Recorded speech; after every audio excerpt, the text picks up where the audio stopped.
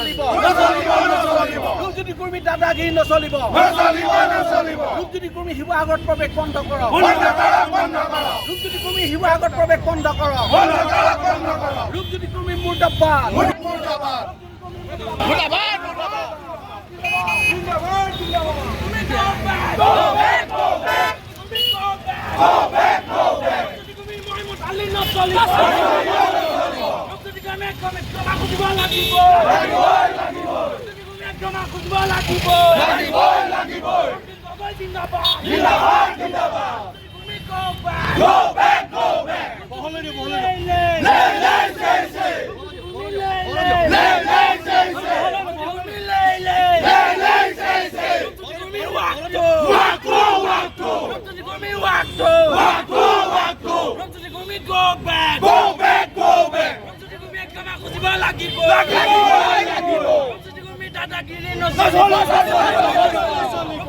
দাদাগিৰি বন্ধ কৰক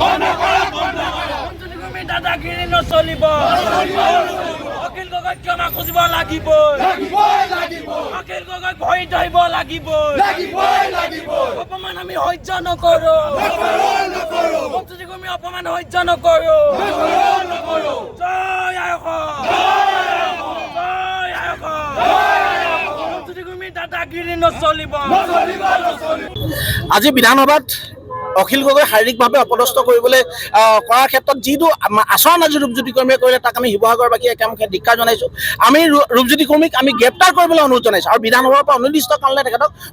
বৰ্খাস্ত কৰিবৰ কাৰণে অনুৰোধ জনাইছোঁ আৰু আমি শিৱসাগৰবাসীয়ে তেখেতক অনিৰ্দিষ্টকালৰ কাৰণে শিৱসাগৰ প্ৰৱেশ আমি নিষিদ্ধ কৰিছোঁ আৰু তেখেতে আমি অনুভৱ কৰিছোঁ তেখেতৰ শেহতীয়া যি আচাৰ আচৰণ কথা বতৰা এইবোৰ এই কথাটো প্ৰমাণিত কৰিছে যে তেখেত মানসিকভাৱে তেওঁ ভাৰসাম্যহীন এজন বিধায়ক বুলি আমি অনুভৱ কৰিছোঁ আৰু তেখেতক আমি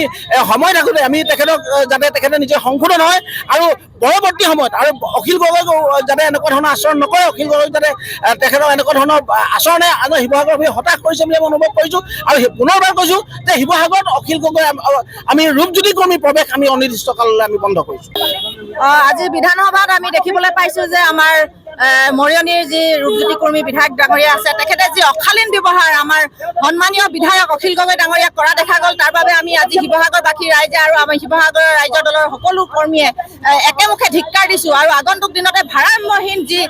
ৰূপজ্যোতি কৰ্মী তেখেতক আমি শিৱসাগৰত নিষিদ্ধ বুলি আমি ঘোষণা কৰিছোঁ। তেওঁ যদি ইয়ালৈ আহে আমি তেতিয়াহ'লে তেওঁৰ বাট পথ আমি মুকলি কৰি নিদিম। আমি তেখেতৰ নিচিনা এটা অসভ্য আৰু অভদ্ৰ ব্যৱহাৰ কৰা এজন মানুহ আমি দেখা নাই। তেওঁ এজন নপঢ়া নুশুনা অজ্ঞানী নিচিনা যি কাণ্ড কৰিলে আজি তাৰ বাবে আমি অধ্যক্ষ মহোদয় যি বিধানসভাৰ অধ্যক্ষ মহোদয় আছে তেখেতক আমি অনুৰোধ জনাইছোঁ যে আগন্তুক যিবিলাক সেচন আছে বিধানসভাৰ তেওঁক যাতে তাৰ পৰা বহিষ্কাৰ কৰে তাৰ বাবে ইয়াৰ পৰাই আমি শিৱসাগৰবাসী যি